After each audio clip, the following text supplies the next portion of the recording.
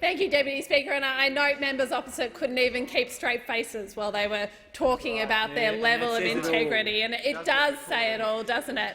And I really want to talk to you today about the sports rorts and about what that means in my community in Jagga Jagga. Well, in Jagga Jagga, we've got more than 100 sporting clubs. We love our sports, and every time I go out and about, people tell me how busy they are caring for their club, playing on a Saturday, and how they need new facilities, and how they're stretched, and how they need some funding support.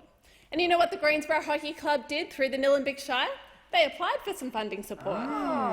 They applied for some funding support through a now famous funding sports grants program, and they were rated by Sports Australia as quite deserving of this funding. In fact, they received 89 out of 100. 89. Yeah, they did. Almost as good as the Gippsland Roller Derby. The Greensborough Hockey Club, great hockey club, run by some great people, found very deserving to get their new pavilion, $500,000.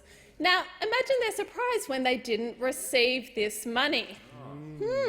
And we now know why they didn't receive this money.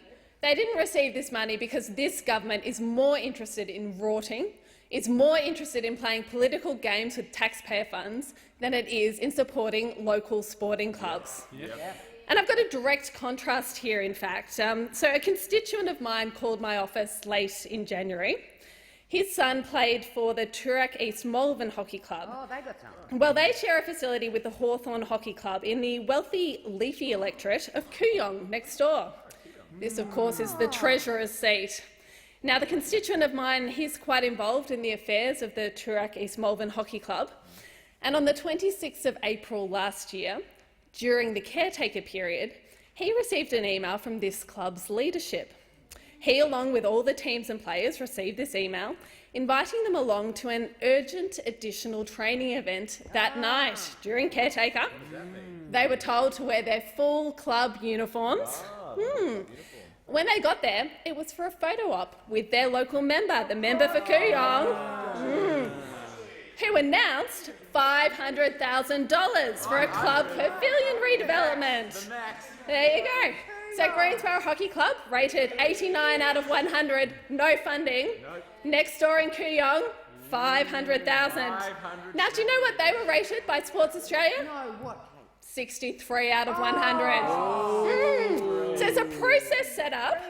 There's the work done under that process to rate these clubs, to look at what's needed, who's doing the work, where clubs need extra support, and that's thrown out the window by this government. In a very wealthy part of Melbourne, where facilities are already, as this club member said, first class, they received the funding. In my electorate, because they had the gall to elect a Labor member, they're overlooked.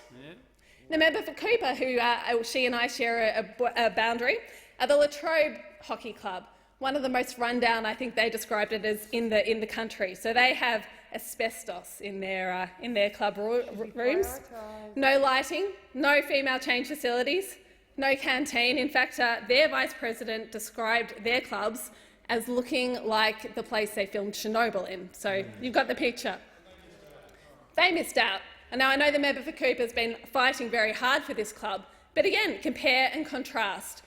Member for Kooyong, his facility rated 63 out of 100, $500,000 funding. In my electorate, 89 out of 100, the Greensborough Hockey Club, no funding. And this really goes to the heart of the problem with this government.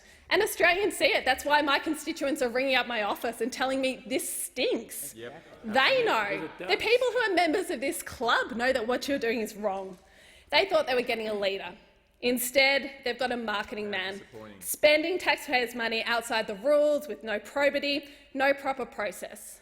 And when he's called on it, what's the response? Is he looking at how he might raise standards? No. Is he thinking about how people are a bit disappointed with him and he could do better? No. None of this. No. Instead, he points across the room and he says, oh, it's okay because that guy over there did it first. Well, that's not the case. But what a response. You know, I think we all found out in grade 1 that pointing across the room and saying, oh, Mum, I was just copying him, it's not an excuse. No. You're the Prime Minister. Have some standards. Get some guts, do it right. Follow the process. Australians expect that of you.